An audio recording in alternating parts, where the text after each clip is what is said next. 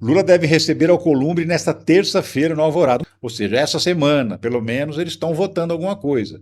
E o Lula tem interesse em algumas pautas que estão paradas lá no Senado. Então, essa reunião vai servir justamente para ele discutir com o Alcolumbre o que vai dar para colocar para andar. Tem fim da escala 6 por 1, tem PEC da segurança pública e tem a medida provisória do fim da taxa das blusinhas, que está para caducar, tem que votar logo, senão a taxa volta. A taxa foi extinta pela medida provisória, mas se não votar ela, ela volta a ser cobrada, né? E aí isso vai dar um problema danado. Então, o Davi Alcolumbre está indo ao encontro do Lula para fazer essa reunião, para eles, quem sabe, se entenderem. É por isso que eu coloquei na capa lá, o amor voltou, porque parece que voltou.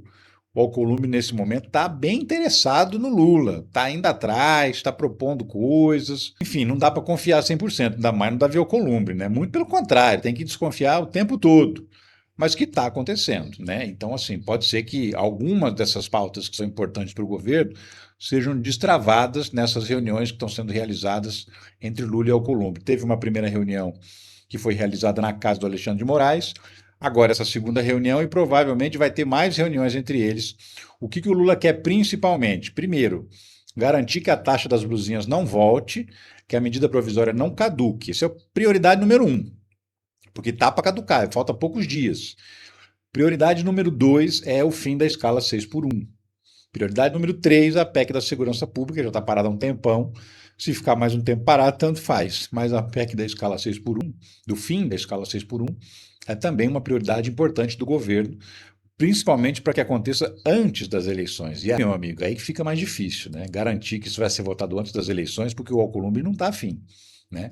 Não está afim de votar. E aí a gente sabe como é que fica essas coisas. Alcolumbre acena a Lula e avança com o fim da taxa das blusinhas. Então, o Alcolumbre, dando um sinal de boa vontade para o Lula, ele já falou, olha, vamos votar. Eu criei a comissão mista porque a medida provisória tem que ser analisada por uma comissão antes de ser votada. E aí o que o Alcolumbre fez? Já mandou criar a comissão.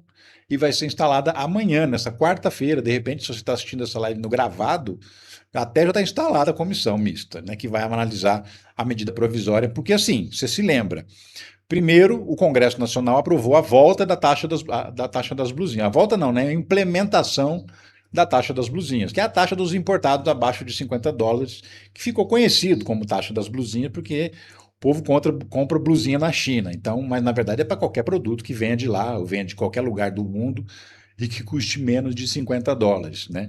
Aí colocou a taxa. Aí o Lula ficou com o ônus sozinho, todo mundo martelando, porque o Lula ficou taxando os outros. Não foi nem o Lula, foi o Congresso Nacional que aprovou por unanimidade. Então o Lula não ia vetar um negócio que foi aprovado por unanimidade no Congresso Nacional, certo? Certo. Só que ele ficou com a bronca sozinho, sozinho. E aí todo mundo, Mara, obrigado pelo presente. Todo mundo malhando o Lula lá. Aí o Lula falou: não, peraí, não vou ficar com essa sozinho, não vou acabar com essa taxa. Foi lá e meteu uma medida provisória, acabou com a taxa das blusinhas, né? Só que tem 90 dias para ser votada, 45 para a Câmara, 45 no Senado, uma coisa assim. Se não for votado, caduca. E quando caduca, deixa de valer a lei. E a medida provisória é uma lei que entra em vigor imediatamente. Publicou, ela está em vigor. Só que se ela caducar, ela perde o vigor. Então, se caducar, a taxa das blusinhas volta. E aí o Alcolumbre já está, não, vamos votar, vamos contribuir com essa parte aí e tal. Ou seja, está tentando fazer um aceno, assim, um gesto de boa vontade para o Lula, para tentar essa aproximação. De qualquer maneira, tem gente, várias pessoas falando aqui, eu não confio no Alcolumbre, eu também não confio no Alcolumbre. Os Estados Unidos alertam que domínio sobre a América Latina nunca mais será questionado. Essa é a matéria do Jamil Chad, do UOL. O Trump, o governo dos Estados Unidos publicou um vídeo de 5 minutos nas redes sociais. Claro que eu não vou exibir o vídeo aqui. Primeiro que o vídeo está em inglês, segundo que são 5 minutos. Ninguém aguenta, né?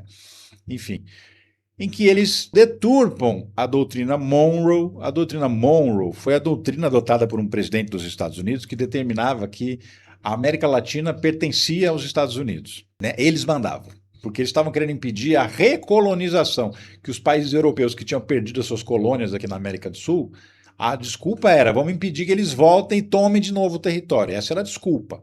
E qual que era a verdade? A verdade é que eles queriam dominar realmente o território, mandar, ter influência em todo o território americano, do norte ao sul, né?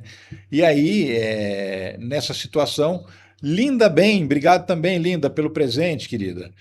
E aí, nessa situação, agora criaram a doutrina Donroe, que é uma mistura de Monroe com o D de Donald Trump, né? E aí essa doutrina Donroe significa, de novo, restabelecer o domínio dos Estados Unidos na América do Sul, na América Central, no Caribe, na América do Norte, quando a gente fala América do Norte, principalmente México e Canadá, né? Todo mundo ficaria submisso aos Estados Unidos. E aí eles colocam tudo isso. Olha, Ricardo Melo, tem um Ricardo Melo também aqui, gente. Manda um para Porto de Galinhas. Um abraço, querido, para Porto de Galinhas. O Ricardo Melo, meu xará. Muito bem-vindo, querido. Continue por aqui, viu? Não vai dar confusão isso aí, hein? Todo mundo achando que sou eu que estou falando, mas não sou eu, não. É Ricardo Melo, Melo 2371. Olha só que coisa. Ricardo M. Winehouse arrasou, professora Maria Lúcia. É ela mesma, eu adoro a Amy Winehouse e ela está aqui na minha camiseta. Mais uma das camisetas que o Ricardo usa, que são camisetas que vivem chamando a atenção. Isso é uma parte, assim como o chapéu do Lula é uma parte dele hoje em dia, as minhas camisetas são uma parte do que a gente faz aqui também, que é importante, né? Enfim. E aí os Estados Unidos soltou esse vídeo, né? Ameaçando claramente todo mundo da América. Enfim, todo mundo da América. Por falar em Trump, olha essa história. Meu, inacreditável. Trump foi escondido em caminhão de serviço do aeroporto para trocar de avião por ameaça do Irã, segundo relatos. Trump estava na Turquia, isso faz um mês já, é que foi divulgado agora. Mas assim, é no mínimo curioso. Trump estava na Turquia participando de uma cúpula da OTAN. Na hora de ir embora, descobriram, o serviço secreto dos Estados Unidos descobriu que tinha uma ameaça de bomba, do Irã jogar uma bomba no avião, no Air Force One, que é o avião da Força Aérea Americana que leva o presidente dos Estados Unidos. Só que toda vez que o presidente viaja, viajam dois aviões. O avião que vai ele e um avião de apoio. Ana Rosa Costa, obrigado, querida, pelo presente. Um avião de apoio também vai junto. E aí, o que o Trump fez? Dá uma olhada aqui, tem um vídeo, gente, é demais. O Trump subiu no avião, tá vendo a imagem, ó? Ele subiu no avião, normalmente, de frente às câmeras, todo mundo filmando. Chegou lá em cima, ele deu um tchauzinho, né? Quer ver? Ó, tá chegando lá. Parece que ele está simplesmente embarcando no avião para ir embora, né? Olha, para, chega na porta, dá uma olhada para trás, dá aquele tchauzinho tradicional, falou, gente, valeu, fui embora, entrou no avião. E aí, encosta, está vendo esse caminhão embaixo? Encosta esse caminhão, é um caminhão que leva comida para os aviões, aqueles serviços de catering, né? E aí o avião parou bem embaixo, o caminhão parou bem embaixo do avião e o Trump desceu pelo outro lado, ninguém viu, e entrou nesse caminhão. E foi transportado para uma outra aeronave, que era também aeronave da Força Aérea dos Estados Unidos. Obrigado, Edna, pelo presente. E aí foi colocado nesse outro avião sem ninguém saber. Tá vendo? Lá tá até uma manchinha lá para mostrar o caminhão indo embora, ó, levando o Donald Trump para outro avião, né?